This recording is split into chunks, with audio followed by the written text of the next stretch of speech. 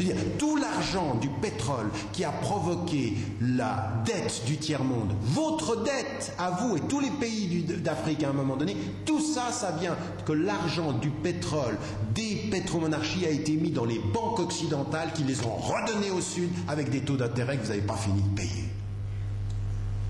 Et après, où elle est l'économie islamique là-dedans?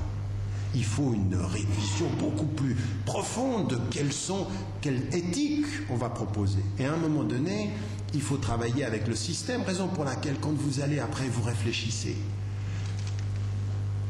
Il faut être, vous savez, comme vous avez eu un grand débat ici quand Youssouf al-Qaradawi est passé, il a émis une fatwa qui a été comprise comme l'acceptation de riba ou qui venait de l'étranger. Ça a fait une darja ici.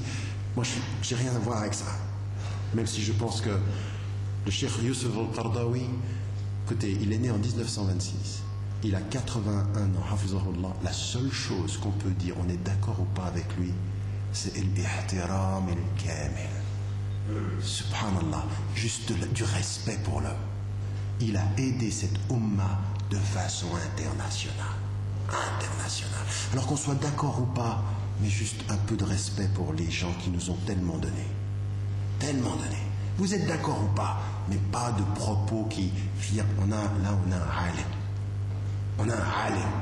Et on peut sur certains éléments, moi j'ai eu des discussions avec lui sur la question, sur plusieurs questions, même sur la question de, je parlais moi de plusieurs cultures et identités. Il m'a dit non, on n'a qu'une seule culture, c'est la culture islamique. On n'était pas d'accord, mais attendez, à un moment donné, on peut ne pas être d'accord, on peut avoir des divergences, mais le respect, c'est le respect pour la contribution. La contribution. Donc, mais ça, c'est aussi... Non, mais même vous, je veux dire, arrêtez de réagir émotivement dans un sens ou dans l'autre. Je veux dire, il faut qu'on ait un tout petit peu de sagesse par rapport à l'hikmah. Et l'hikmah, un tout petit peu de sagesse par rapport à ça. Eh bien, simplement, dans ces questions-là, quand on s'aperçoit des réalités de la finance, aujourd'hui, les grandes banques occidentales, HSBC, Citibank, toutes ces banques-là, ils ouvrent des canaux d'économie islamique, présentés comme l'économie islamique. Et quand on regarde ce que c'est, alors c'est des techniques nouvelles, c'est très islamique apparemment quand vous êtes devant le comptoir, mais le fond, ce sont des techniques. Certains économistes m'ont dit, mais on a changé les noms, mais on fait la même chose. On a changé les noms, on a fait la même chose. Je pense qu'il y a vraiment des choses qui sont intéressantes du point de vue islamique, mais c'est toute la philosophie qu'il faut se poser. C'est HSBC, quand elle ouvre un phare d'économie islamique ou de finance islamique, ça l'intéresse l'économie islamique ou ce qui l'intéresse c'est les marchés dans lesquels ils vont faire entrer les musulmans et dans le système global. Nous n'avons absolument pas d'alternative d'éthique islamique à l'économie internationale. Mais quand vous allez voir, en 1965, mon père, rahimahullah, avait publié dans le Muslimoun, il avait publié une fatwa qui était venue de savants qui venaient d'Inde et qui s'appuyait sur l'école de... Pourquoi je vous disais ça avec Cheikh Youssouf al-Qaradawi? C'était l'école de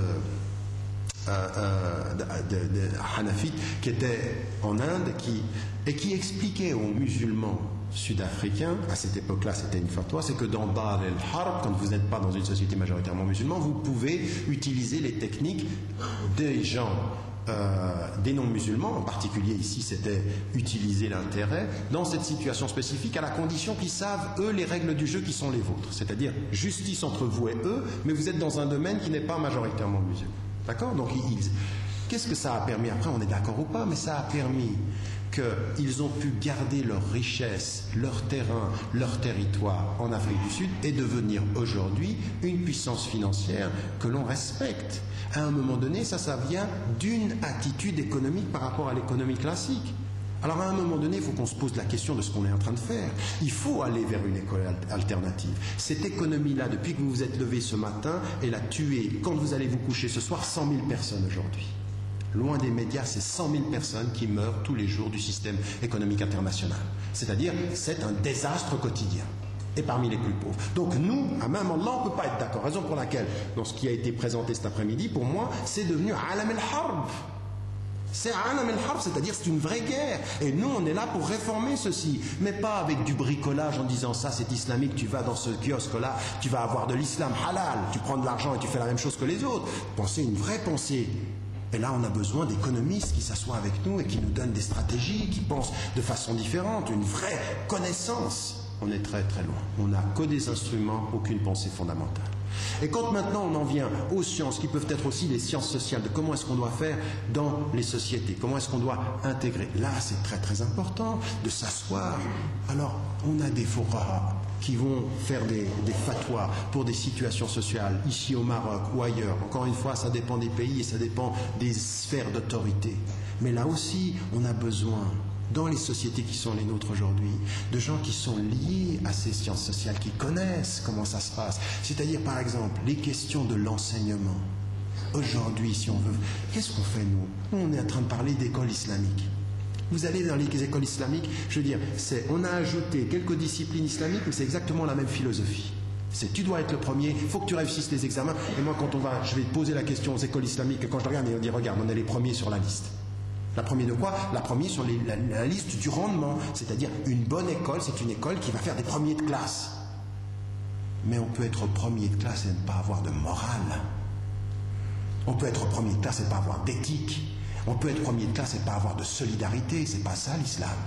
L'islam c'est soit le premier, mais avec des principes d'éthique. Donc il faut une école, une éducation qui intègre l'éthique, l'essence des choses et pas formaliste. Pas simplement, Bismillah, Allahu Akbar, tu pratiques dans les shakliyat et le formalisme, mais tu n'as pas l'essence. Où elle est la pensée musulmane dans les sciences de l'éducation? Une pensée qui apporte quelque chose. Où ils sont les éducateurs, les enseignants? Là, on a besoin d'eux. Il faut qu'ils s'assoient avec des fuqaha. Qu'est-ce qu'on doit faire? Comment est-ce qu'on enseigne le Coran dans la société contemporaine? C'est uniquement du hifz. On a tellement de hufaz. Oui, c'est bien le hufaz, mais maintenant, on a besoin de gens qui aient du fahm. Des gens à qui on a décidé, toi, on ne va pas faire en sorte que tu connaisses tout le Coran par cœur, mais tu vas connaître un tiers du Coran. Tu vas le comprendre. Tu vas comprendre le Coran, tu vas comprendre les grandes lignes. La compréhension, l'éducation, le sens et le ma'an. C'est ça qu'il faut aussi. Donc ici, dans ces domaines-là, dans les sciences sociales, dans le domaine de l'éducation, il y a une déconnexion absolue, absolue. J'ai visité, je crois, dans tous les pays dans lesquels je suis allé, j'ai dû visiter 180, j'avais fait le compte 180 écoles islamiques. Mais je vous promets, c'est à pleurer. J'en ai rencontré 3 où je peux dire, subhanallah, là il y a un projet, il y a une vision, il y a une éducation. Ils ont compris le problème, le processus. Là. Je veux dire, qu'est-ce que c'est éduquer? C'est aller avec, mais c'est donner de la valeur à quelqu'un. Quelqu'un, quand il sort d'une école qui devrait être une école qui est avec notre éthique, quand il sort dans la société, on doit lui donner de la valeur. On ne doit pas l'isoler. Avoir de la, vous savez, éduquer quelqu'un dans la société, c'est avoir de la valeur.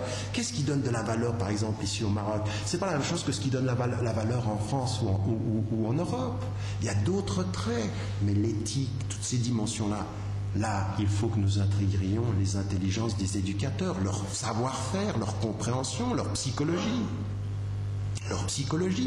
Donc là, il y a une dimension qui est importante. L'autre, dans tout ce qui va concerner maintenant les processus de changement des mentalités, de comment la mémoire, par exemple, l'histoire. Le monde musulman est un monde qui devient un monde sans mémoire. Nous sommes comme tous les autres. On regarde les autres, les musulmans ne lisent plus. Les musulmans ne lisent plus. Ils ne lisent plus de livres. On est, par rapport aux sciences, je veux dire, le frère là tout à l'heure qui posait la question, il a raison. Je veux dire, moi je viens d'une famille de gens qui étaient complètement dans la réforme islamique. Vous regardiez les bibliothèques, il y avait des livres de politique, de philosophie, de sciences sociales. Mais c'est ça l'islam. Si on est sérieux avec la globalité, il faut être un savoir, il faut s'intéresser à toutes ces choses-là. Alors encore une fois, on ne peut pas s'intéresser à tout, il faut se spécialiser à un moment donné. Mais là où on se spécialise, il faut être bon.